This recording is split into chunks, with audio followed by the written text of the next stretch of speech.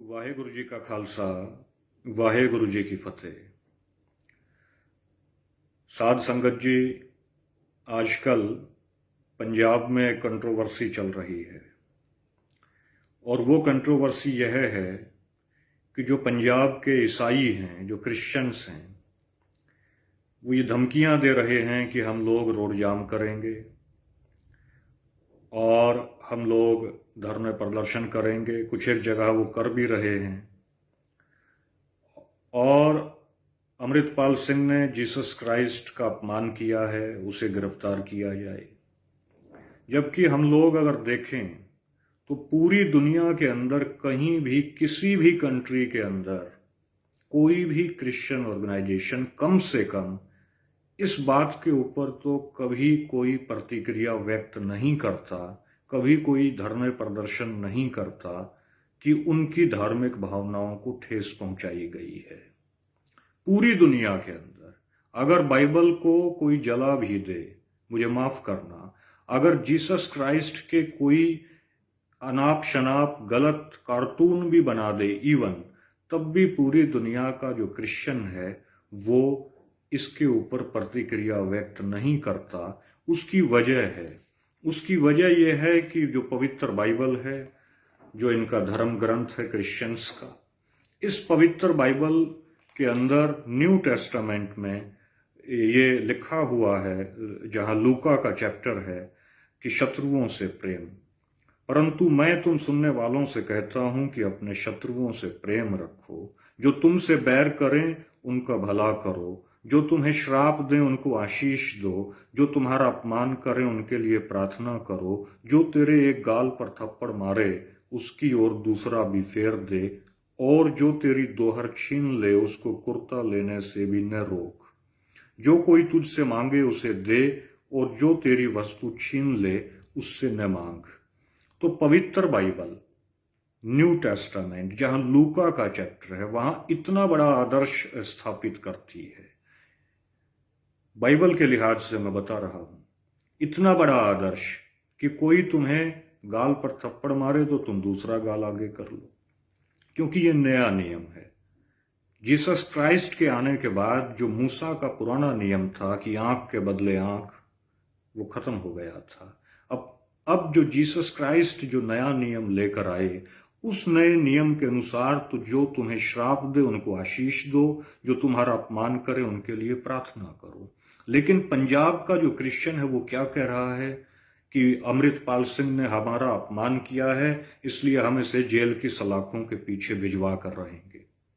Bible क्या कह रही है? बाइबल कह रही है कि जो तुम्हारा अपमान करे उसके लिए प्रार्थना करो, अपने शत्रुओं से प्रेम करो।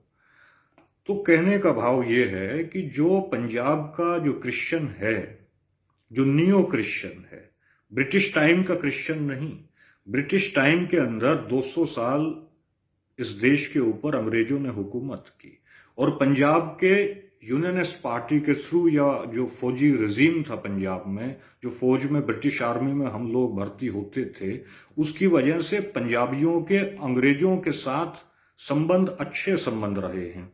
उसके बावजूद भी पंजाब के अंदर क्रिश्चियनिटी कभी भी अनऑर्गेनिक तरीके से पंजाब में नहीं फैली।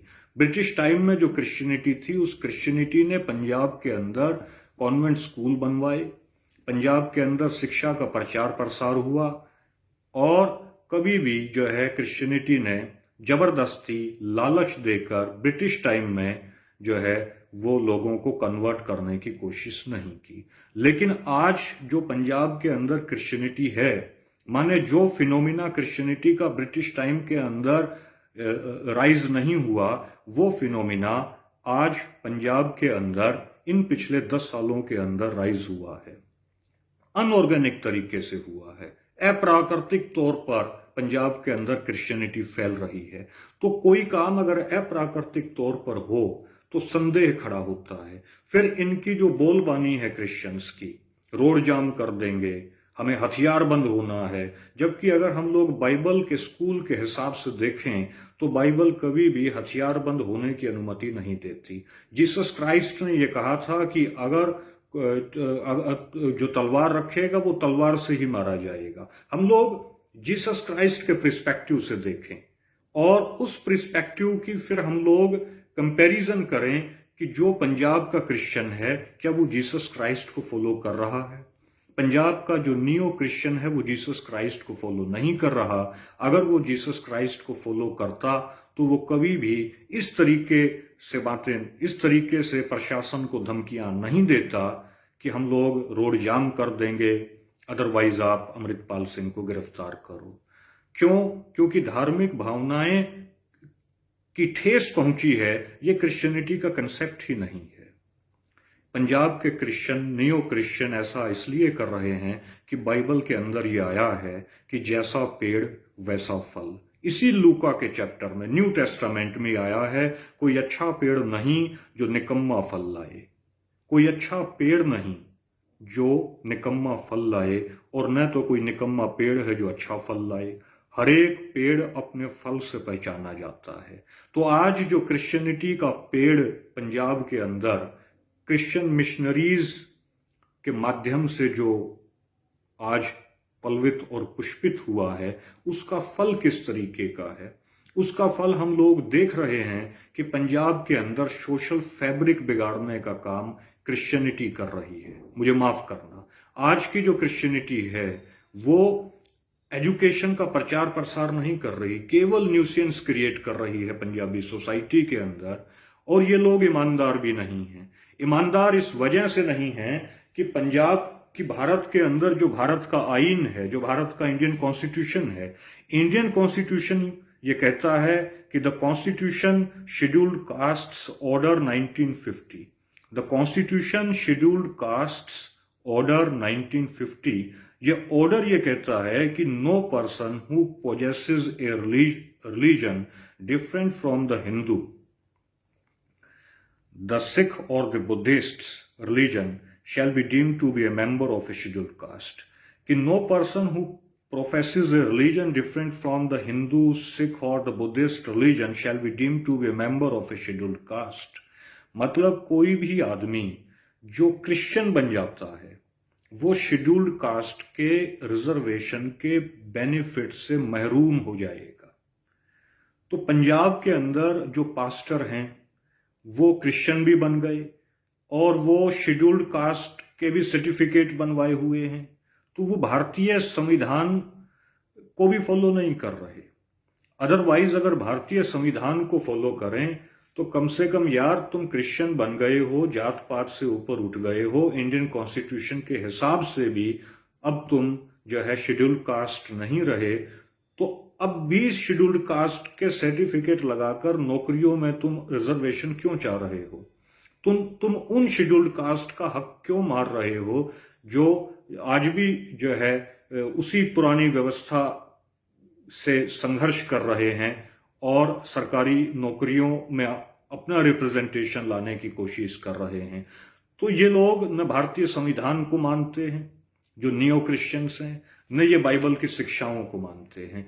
ये एक वेस्टेड इंटरेस्ट के साथ पंजाब के अंदर पंजाबी सोसाइटी को डिस्टर्ब करने की कोशिश कर रहे हैं, और इसी वजह से अमृतपाल सिंह का तो केवल बहाना है। अदरवाइज तो जो मिस्टर नरूला पास्टर ने जो अमृतसर के अंदर काफी बड़ी तादाद में जो है नियो क्रिश्चियंस को इकट्ठा करके ये कहा कि हम लोग क्रूसेड की शुरुआत करते हैं। क्रूसेड का मतलब है धर्म युद्ध।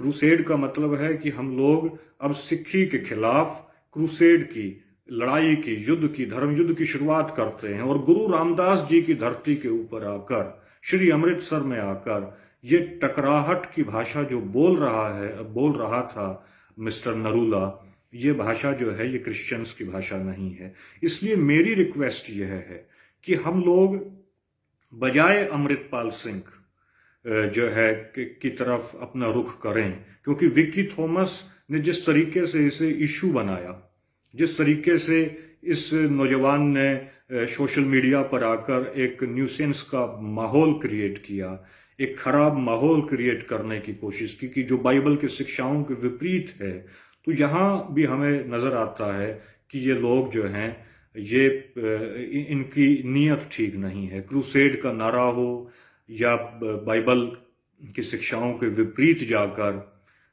विक्की थॉमस की बयानबाजी हो, तो ये तो हमें धन्यवाद देना चाहिए कि वाहेगुरु ने जो है वो अमृतपाल सिंह के थ्रू हमें इनका चरित्र समझा दिया। इनका चरित्र जो है वो नंगा हो गया और इनका जो कैरेक्टर है वो हमें पारदर्शिता के तहत हमें नजर आने लगा कि भाई ये लोग असली क्रिश्चियंस नहीं हैं। ये लोग जो है वो क्रिश्चियंस नहीं हैं जो क्रिश्चियंस बहुत शालीन होते हैं। ये पंजाब के सोशल फैब्रिक को तोड़ने की इनकी कोशिश है और इस क्रिश्चियनिटी के इस नए फिनोमिना से जो है इवन जो सच्चे क्रिश्चियन हैं वो भी चिंतित हैं, जो सच्चे जो सिख हैं वो भी चिंतित हैं, जो भी सच्चा धार्मिक विश्वासी आदमी है वो इन क्रिश्चियन से चिंतित हैं कि यार ना ये संविधान को मान रहे, क्योंकि संविधान को मानते तो ये लोग जो पास्टर शेड्यूल्ड कास्ट के रिजर्वेशन का भी फायदा ले रहे हैं और वहां से क्रिश्चियन भी बने हुए हैं, ऐसा न करते, उसमें ईमानदारी बरतते।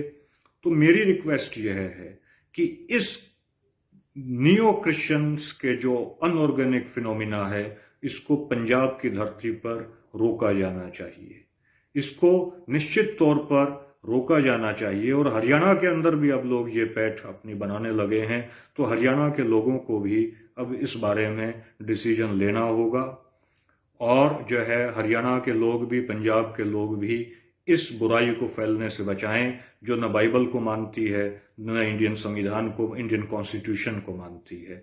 यही मुझे कहना था। वाहेगुरु जी का खालसा, वाहेगुरु जी की फतेह।